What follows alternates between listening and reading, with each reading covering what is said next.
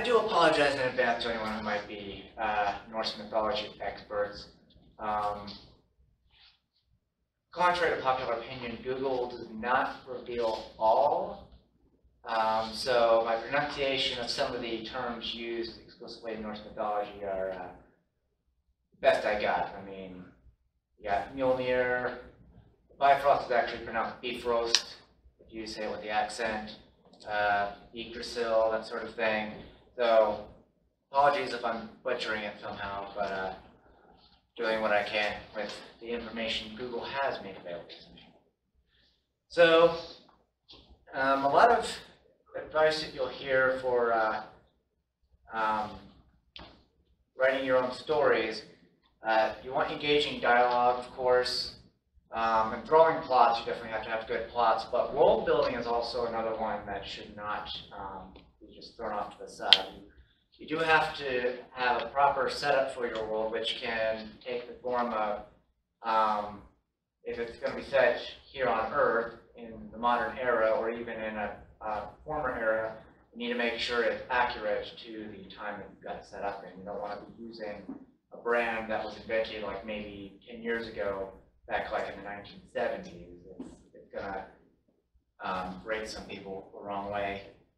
So, for nonfiction, world building is the process of learning how you as a writer see the world, how you consider it, and to what degrees of objectivity. What morals you ascribe to, how prominently you push them on your readers. Now, a lot of people like to think, oh yeah, I'm pretty objective, I can take a step back, but a lot of the assigned reading I had in college, the professors would say, oh yeah, you have to be just like these authors, you have to take a step back and not assert anything, but you have to wonder, because that's what great writing is all about. But there was definitely a lot of underlying bias in some of the questions posed, and I mean, they were short stories, so maybe there's only so much you can do to make it try to seem objective, but just something to be aware of as an author. Now, regardless of whether you're writing fiction or nonfiction, there has to be a degree of truth to what you write. You need your audience to believe it. You yourself even need to believe it, because unless you're really good at fooling people, if you don't truly believe it, your audience is going to sense something's off. So, one method I've been doing to help me out with that, because I once read that a common trait amongst a lot of super successful people is they actually take the time in the mornings to read, to state affirmations to themselves in the mirror. So, like, to use an example from Lord of the Rings, The Hobbit, Smaug, when he would give his whole spiel about I am fire, I am death, and all that. Some people like to joke, oh yeah, that's the affirmation he told himself every morning when he was still a little dragon.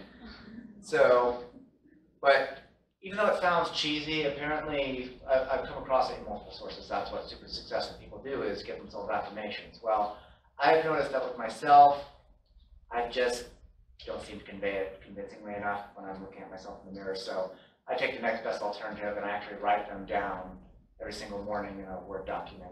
So it's kind of like one of those old-fashioned school punishments where it's like, I will not misbehave in class, written like 100 times. If you write it, well, if you write it enough times, eventually it's going to start sinking down into your mind. So that's what I do. I try to use themes from my book series for my affirmations. And so you got to let the truth of what you're writing sink into at least a certain degree. I mean, obviously you can know, okay, I've got fictional elements here, but I also have to acknowledge the truth that is in it. It can be the familiar real-life elements you incorporate, but yeah. Okay. Also, always, always, always do your research. I remember one of the first times I ever read about doing research as a writer, they used the example of, it's so distracting when you're a person who likes to fly airplanes, or you know about flying airplanes, and you read a book where they say, the pilot pushed the button and the plane took off. Like, there's not a button for taking off. There's a lot of knobs and dials and levers and stuff like that. So you got to make sure that if you're using real world stuff, make it as close as much as you can to how things actually are.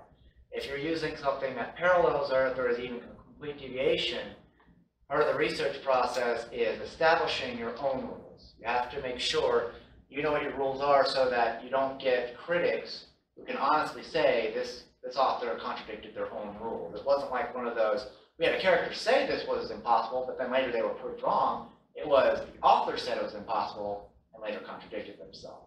I mean, it's one of the biggest complaints of, for those of you who know about Doctor Who, like once they started rolling Matt Smith out and so on, they had a lot of people complaining about how they would like break his own rules 2 episodes after he established them or something like that. I didn't watch too much of it myself, so I don't know, but that's one thing that's going to annoy your audience is if you break your own rules. So, just as with reality, there are laws of physics, there are laws of science, you also need to be familiar with those within your own universe, especially if you're like using magical elements. You have to know what the boundaries of your magic is so that it doesn't seem like a, oh, well, how powerful is Superman? As powerful as the writers want him to be. It's like, if your readers know that you know the boundaries, then it sets them up for more believability when you've got like an antagonist who come along and the reader knows, okay, based on the established rules of this universe, we know that this is going to be a real challenge for the protagonist to take on this particular situation. You don't want a situation where it's like, oh, it's Superman. He can go so fast that he can reverse time or something like that. And I mean, it's nice when you can have someone that powerful, but it can also rub some readers the wrong way. So now take advantage of leeway. Sometimes when you're doing research, you'll find out that there is not a lot of available information. Use it. Now, obviously you're not ever going to please everybody. I mean, that's just going to be an impossibility, especially as a creative writer. If you want your story to actually flow properly, sometimes you're going to have to bend the rules a little bit. Like in Star Trek, for example, like the rebooted series, I'm one of those people that's very focused on the analytics and details of stuff, and I'm like, okay, there's no way they're traveling at the right warp factor speeds, like for that era. So, but then people got the explanation of, oh, it's Hollywood, it's a movie, don't take it that seriously. Well, some people aren't going to really love your writing, so they want to be able to take it seriously, so you give them every excuse you can to make sure that they can fully embrace it. I mean, not going to be perfect, but try to get it as close as you can as possible. So, if there are established rules and there are experts in the real world who can say, oh, that information is complete bogus, do what you can to make sure that they know you've done your research. If that makes sense. Yeah, let them know that you've done your research. If you can't do that, just try to make sure that you do enough research not to annoy the majority of your readers. The reason why I'm bringing this up is because, as the title of my presentation suggests, I am going to be touching on the 9 realms, and most of our information from that comes from what's called a prose edda, I believe. It's basically a poetic compilation of what was originally a verbal tradition of Norse mythology, and so there's missing information in some areas. There's some detailed information, so I'll explain a little bit more about that later, but just make sure that even if your readers don't quite understand what you're getting at, make sure they don't misunderstand. Because having confused readers just can create a lot of problems, because then if readers reach out to you, they'll be asking you questions that you'll feel are really dumb, but they're not there without good reason because you may have confused them. So just make sure that when you go through an editor or beta readers that your audience has a fair chance of not misunderstanding. So it is said, in the words of, I believe, one of Shakespeare's work, he said, "There's nothing new under the sun, Horatio." And a lot of people do believe that there is no such thing as an original idea, but I would argue that there is no such thing as a unique original element to ideas. However, some combinations of those elements of ideas have never actually been used together before. And definitely not by you. I mean, every person is individual and unique to some degree. Everyone's got their own sets of experiences. Even if they're similar to someone who lived 50 years ago, there's still going to be some major differences. You've got your own personality. There's going to be different technologies, different cultural developments. So part of creativity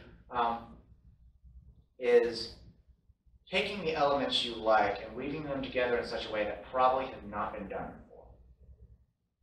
So, like, obviously I am a Trekkie. There was an episode of The Next Generation once where the android, the robot Data, lamented that, oh, I'm not going to be sufficiently human. I don't have creativity. But then Captain Picard points out, well, your performance you gave a little bit earlier combined the styles of two different violinists who are radically different. To be able to compile those is something that's not easily done unless you are creative. And that's basically what creativity is not just coming up with stuff out of thin air, but combining elements in a new way. I mean, to use a chemistry analogy, my chemistry college textbook said there's like 3,000 known combinations of non-organic materials, basically materials that don't contain the element carbon. But at the time of that publication, there were over 30,000 known organic compounds, and that number is still continuously growing even today. So there's definitely a way of putting together elements that haven't been considered before side by side. And the true measure of creativity, arguably, is combining elements into a coherent plot. Like, not just doing it for the sake of doing it, like they had Epic Movie and Disaster Movie that just threw a bunch of movies together. I haven't watched them, but but if you can make a coherent story out of those unique elements, that is what I would argue is the measure of your true creative genius. So creativity is important, but having a usable frame of reference between your story and your readers is vital too. Now, as a bit of context, my series, The Cosmic Driftwood Saga, started off as a single book known as The Star Current. Now, if any of you have heard of it before, you'll probably have noticed that it's undergone a lot of changes since it was initially published. The very first published edition was very weird because, I mean, just the concept. So I use an all-animal cast. If any of you have heard of the Redwall series, that was one of my main sources of inspiration. Set on another world, we're traveling through space on a special structure unlike any in movies or literature. It doesn't really match anything in currently known physics that I'm aware of. And then you've got strange names, strange culture, even new species in addition to ones that you might be familiar with, otters, squirrels, mice, that sort of thing. It was obviously a real challenge to get readers hooked.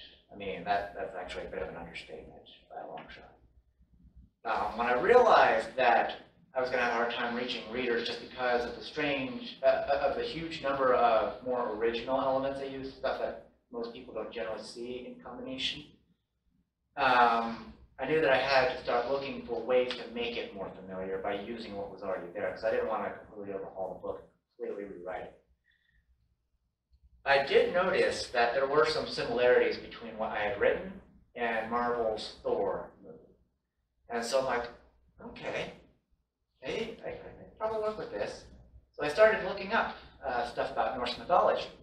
And that's when I realized I actually had a lot more elements in common with Norse mythology than I had even anticipated. I mean, I knew next to nothing about Norse mythology except they had a character named Thor, and he was involved with thunder and lightning, and that was pretty much it.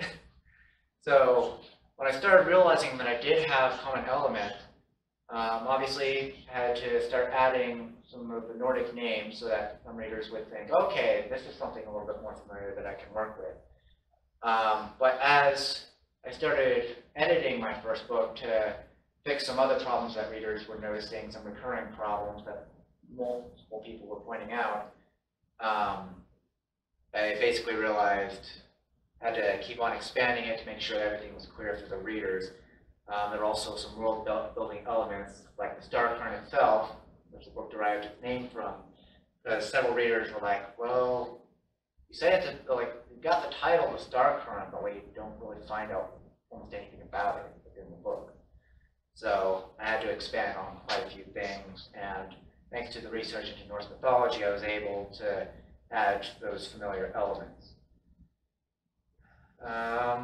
Let's see.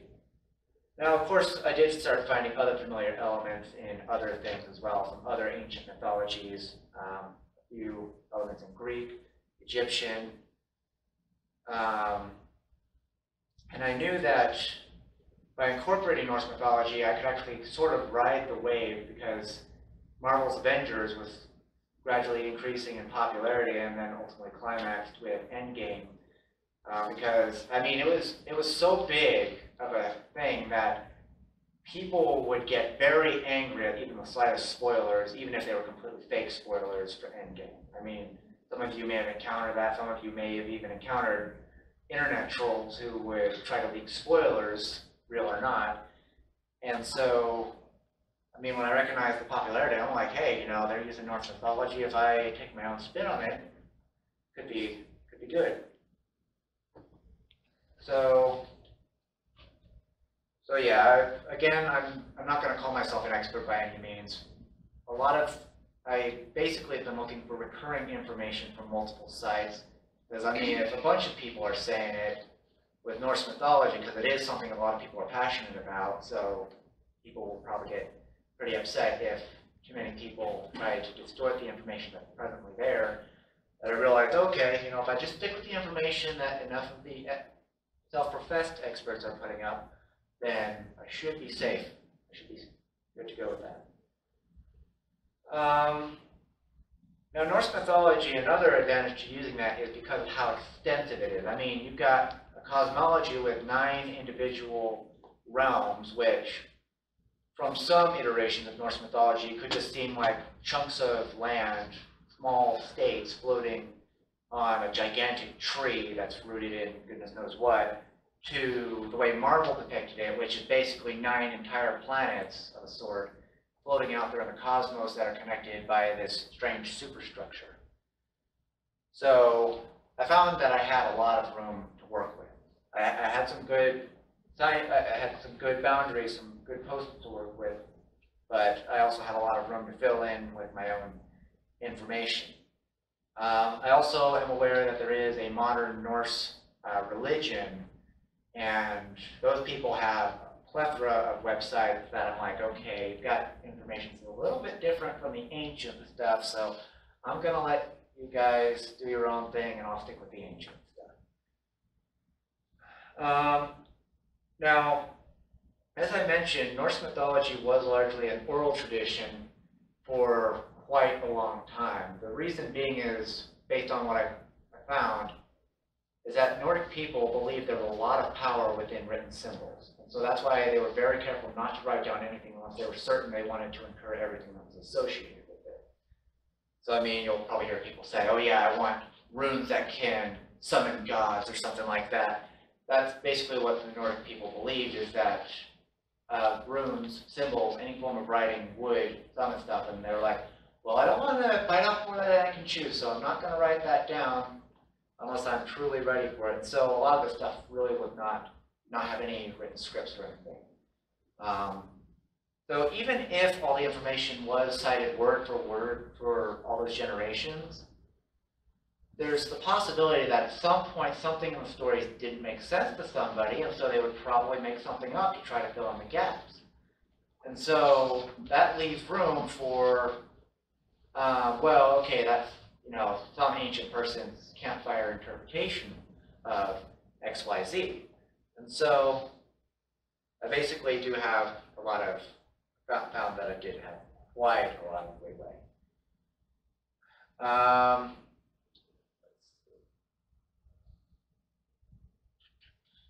And then there's another issue, is translating something from one language into another. I mean, when you try to get stuff to fit into English, you're going to have some ideas that either come across a little bit differently than they were intended, or there may not even be an English equivalent to some of what those ancient languages would depict. Like, I know that in Spanish they have a word animo, I think, and there's not really an English equivalent at all. So I'm like, okay, I can give myself leeway for alterations over time and different concepts in language. So to use a classic example, a lot of people will readily accept that nobody except Thor and maybe Odin could lift Mjolnir.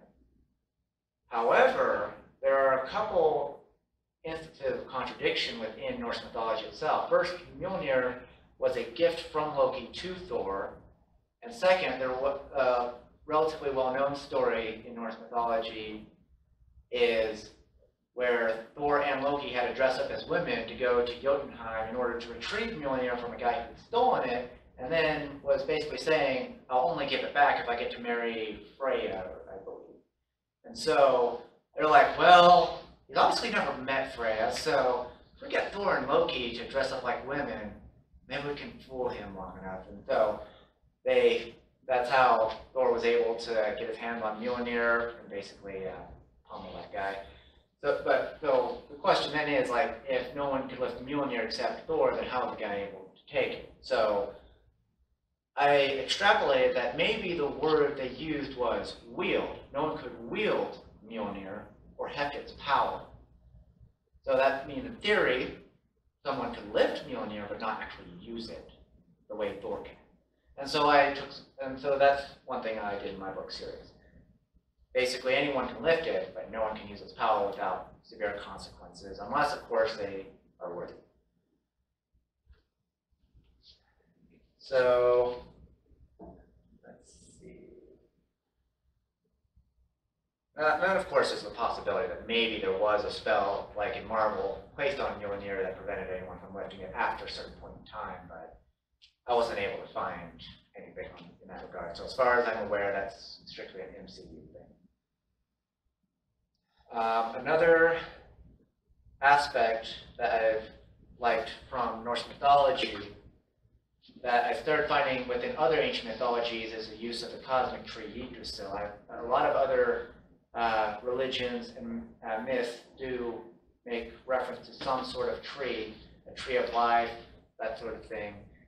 And so I guess I can show a copy of one of my books.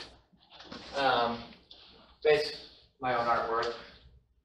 But basically, I can probably pass it around real quick. I do my own depiction of Yggdrasil. I tried looking up a lot of images, and there wasn't a lot of consistency. I mean, there were like some realms that would always be in the same spot, but other realms would be kind of here and there. And so I basically had to examine the most rational setup between the 9 realms that also fit with the stories that I have been writing. There's also the Bifrost, or pronounced Bifrost, beef roast. I actually do make fun of that in one of my books. Because according to Google, that's how it's supposed to be pronounced, beef roast. So, I mean, with the accent, it sounds more right, but Bifrost is not the correct pronunciation. The Rainbow Bridge, and based on the information I could find out, actually doesn't have 6 or 7 colors, it's only 3 colors, but I couldn't find out which 3 those were, so I had to fill in that as well. According to a friend of mine who spent a few years in Australia, the Australian Aborigines even have a legend of a rainbow snake that was involved with the creation of the earth. So I'm basically extrapolating, hey, you know, if we've got common elements of some rainbow something, then I'm like, just write it together in such a way that it incorporates the elements of both. And so I basically did. I constructed the cosmic tree Yggdrasil in such a way that all the realms used to be one, they used to be in another tree, but then they got transplanted into Yggdrasil, and they got split apart into the 9 separate realms, and obviously rainbow colors, yeah. It's really complex and extensive. There's a lot of Norse mythology, and as I mentioned, I am planning a 19-book series, so it does get pretty extensive, and I don't want to spoil too much or for others of you with the details who may not be as interested in this kind of genre. World building in particular is a subject of interest because not only what does it establish what can and cannot happen in your story, but it's something that gives certain readers something to geek out about. I mean, referencing Star Trek again, I love knowing the sizes of each of the ships. I love knowing their classes, their capabilities, how like what they are built like inside, and so on. And it's always good to anticipate that at some point your books may be well liked enough that people will want to delve really deep into this. I mean, they've got an entire website, Pottermore, devoted to this sort of thing for the Harry Potter series. I mean, people get really deep into it and they want to know everything about it. And so J.K. Rowling has this website devoted exclusively to that, letting people know, okay, here's information about this thing. And there's now even Fantastic Beast, which even goes into an explanation for the origin of like some textbook they use in one of the Harry Potter books that got only a passing mention and is now well known about by a lot of Harry Potter fans. I mean, based on my limited information, I'm not professing to be a Harry Potter expert either.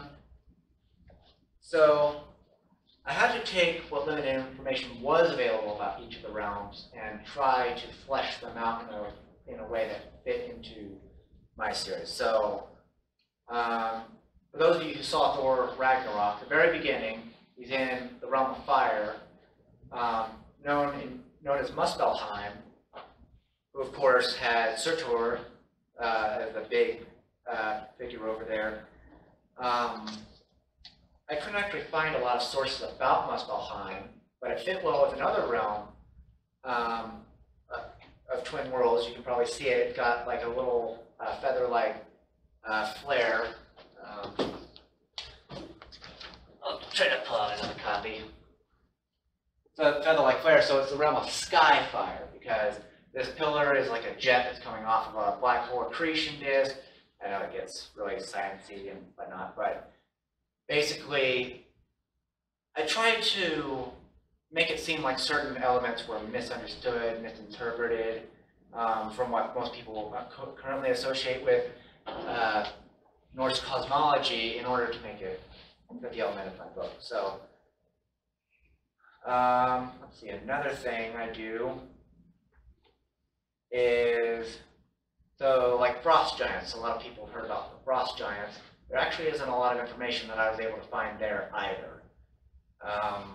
At least not in some of the more ancient stuff.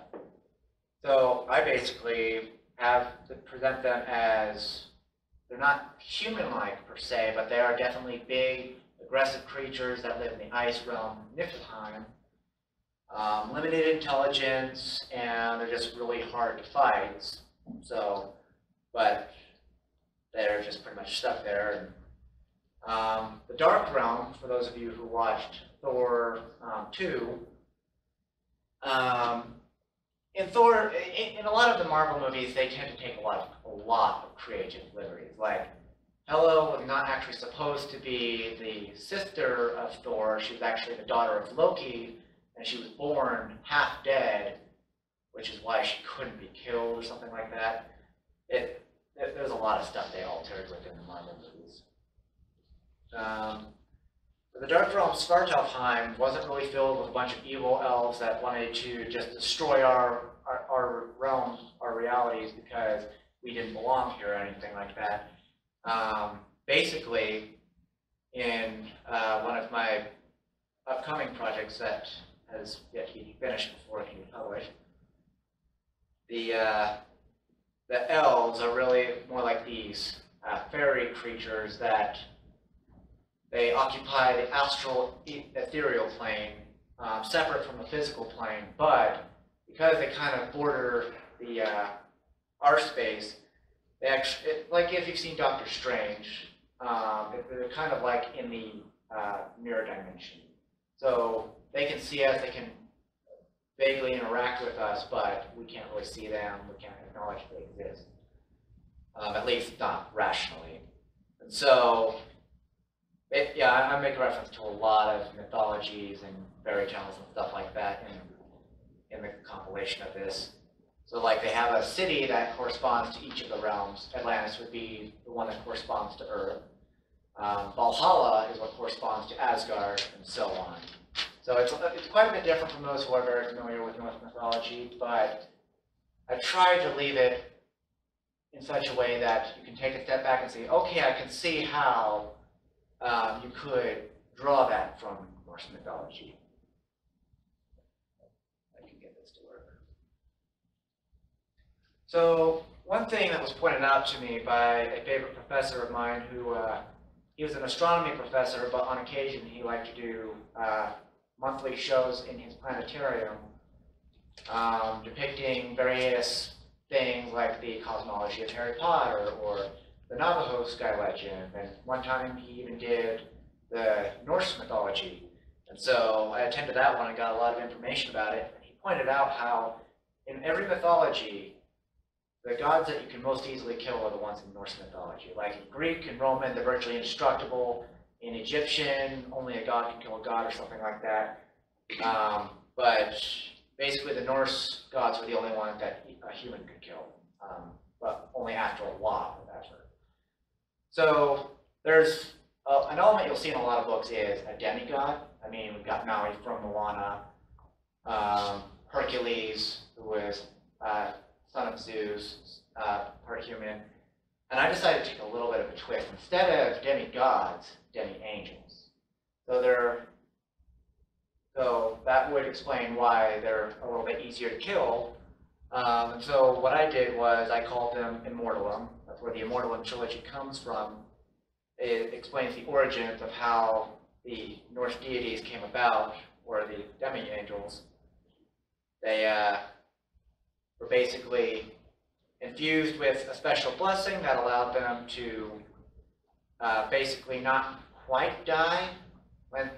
Like for those of you who've seen Doctor Who, it's kind of like the regeneration process of the Time Lords, except they can also change location as well as form. So let's see.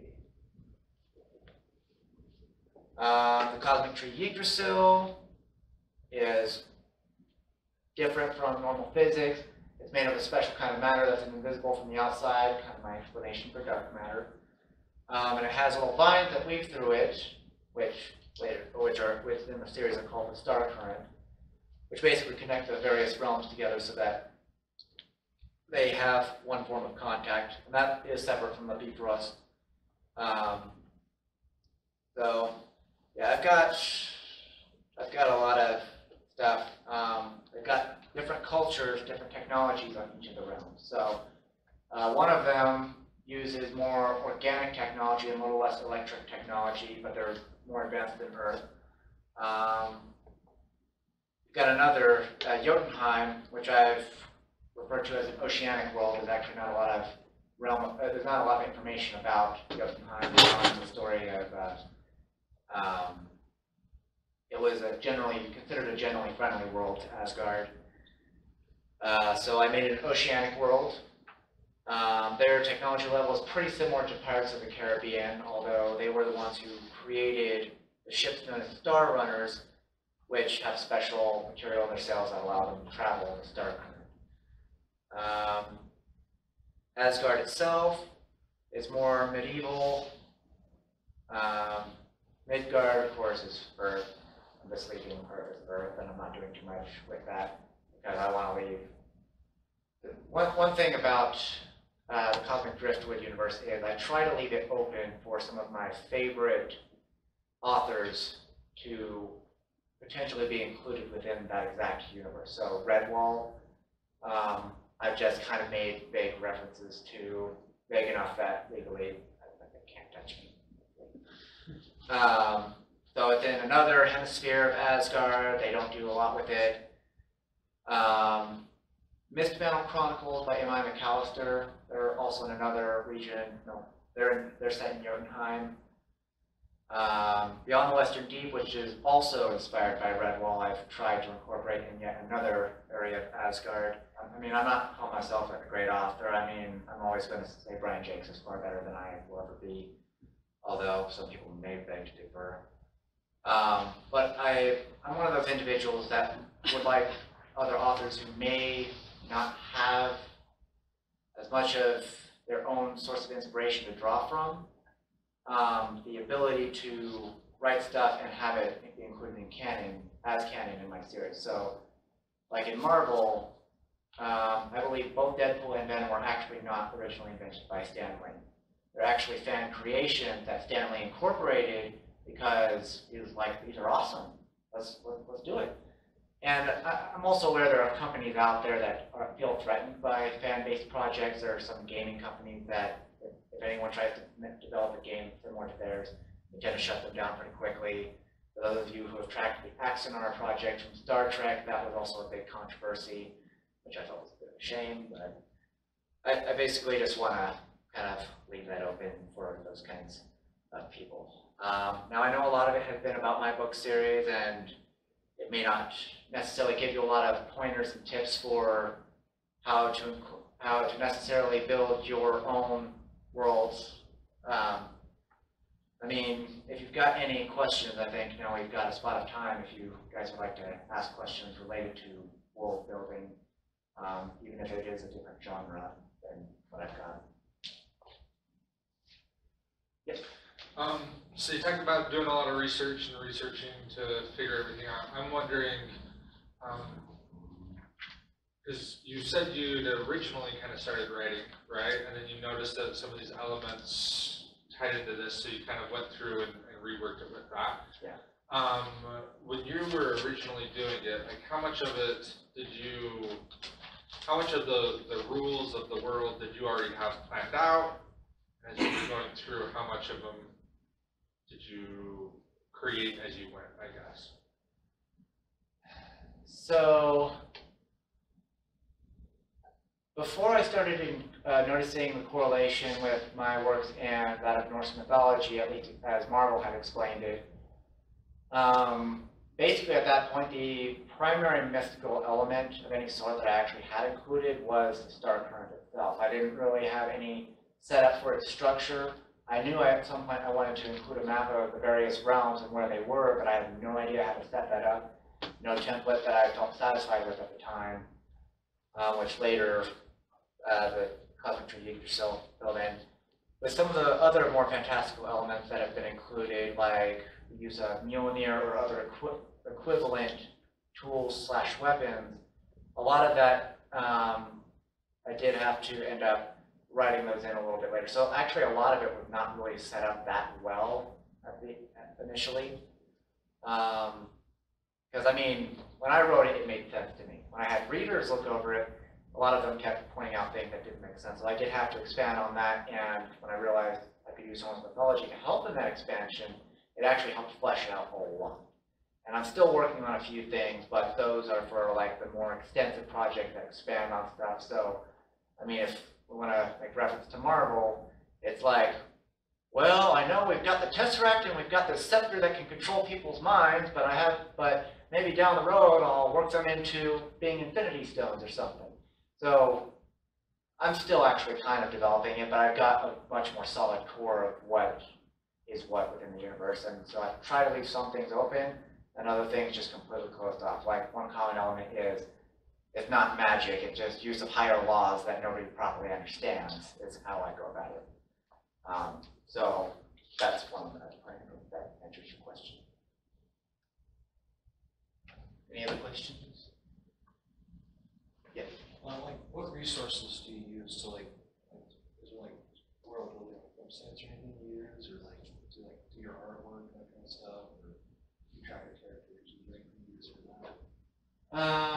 So my primary resource has actually been Google and Wikipedia. Now, obviously, Wikipedia is totally 100% reliable. Basically, what I would use Wikipedia for is making me aware of certain ideas, and then I would go and start typing in, okay, tell me about this idea and start looking at websites that would say, oh yeah, we're experts on Norse mythology, more than one of them, to make sure that Wikipedia had that information correct. Because while Wikipedia may not be 100% accurate, it does have the advantage of putting the presentation in such a way that's usually more understandable. So it would help me to understand what sorts of questions I should ask. In terms of the artwork itself, I basically went through Google Images. I said, hey, I want to see the cosmic tree Yggdrasil. And I would see various models that were like, okay, that one's interesting. And the ones that appealed to me the most were the ones that used kind of a Celtic knot artwork, which, if you took a quick look, I actually tried to incorporate within the cover design. And basically, I had to practice my artwork for quite a while before I felt it was sufficient. Because originally, I did have a professional artist doing work, but he, of course, he was taking college classes and was gradually increasing his prices. And I'll admit I'm a bit of a cheapskate, so ended up going their separate ways, and so I pretty much do all my own artwork now. The back of the books, so the front of the books all use the same design. I just want to give people a feel for, okay, this is the map of the 9 realms that we're using. It's a little bit different because most people have a map like towards the very beginning, within the first few pages, or they have it incorporated within the inside cover, like the Chronicles of Narnia. And I'm like, I'll just put it on the front cover, make it part of their culture, where they have where their books have a banner on the front that basically says, okay, this is what this ultimately represents, but whatever this distinctive novel, I guess, offers that's different from all the rest of them within the series will be part of the back cover. And so it's like the Encyclopedia Britannica, how they were pretty much all uniform. This is a sort of uniformity, but then they have a distinctive back cover to kind of fit within the culture of the realm. So it's been an ongoing process. So there are some ideas that I'm still trying to flesh out a bit, but if that adequately answers your question. Yeah, I was also wondering like how you, I guess, keep track of your stuff so you don't contradict yourself. I started by trying to keep a Word document to have all this information because I know that one thing a lot of super geeks within any series likes is having an encyclopedia. And so I did start by trying to have an encyclopedia, and I realized I'm just not good at compiling this. But I did realize I did have the memory capacity to remember certain details. So unfortunately, that's not really useful for most people. My memory is just kind of freaky that way, how it remembers certain details. Like when I start writing about something and I'm about to contradict myself, my brain will probably remember, wait a second, you already touched on this, you already established a rule here, another part of this book or in another book will contradict that. And so I did try to start off in a Word document. Excel, I also did consider an Excel spreadsheet. It just has information about various characters, species, realms, that sort of thing. So, I mean, it all depends on just how complex of a series you're going for.